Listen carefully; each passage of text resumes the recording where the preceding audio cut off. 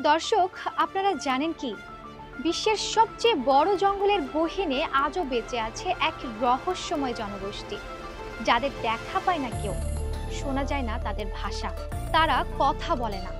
তাদের কথা বলার ভাষা তীর ধনুক, যা এখনো পাহারা দেয় জঙ্গলকে। এই মানুষগুলোকেই বলা হয় মাসাকো, আমাজনে হারিয়ে যাওয়া মানুষ।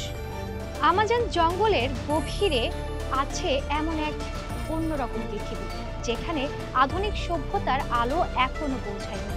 ব্রাজিলের দক্ষিণ পশ্চিমে মাসাকো নদীর তীরে বাস করে এই বিচ্ছিন্ন জনগোষ্ঠী।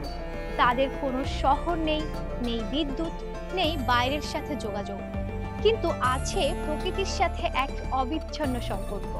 ব্রাজিল সরকারের সংস্থা ফিউনাই দূর থেকে পর্যবেক্ষণ করে এই জনগোষ্ঠীকে।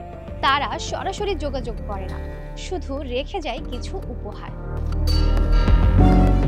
ধাতব কোদাল বা যন্ত্রপাতি, যাতে মাসাকোরা বিপদে না পড়ে। তাদের জীবন এক রহস্যে ঘেরা।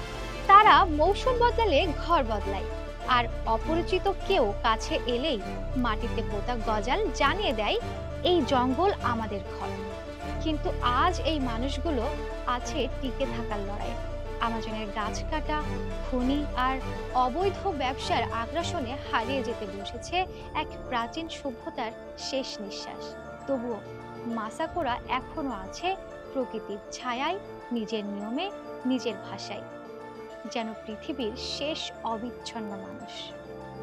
জানি না মাসাকোরা আদৌ কখনো আমাদের সঙ্গে কথা বলবে কিনা, কিন্তু হয়তো ওরাই মনে করিয়ে দিচ্ছে সভ্যতা মানেই উন্নতি নয়, কখনো কখনো নীরব থাকাটাই সবচেয়ে বড় জ্ঞান। ভালো থাকবেন দর্শক, মানবকণ্ঠের সাথেই থাকবেন। ধন্যবাদ।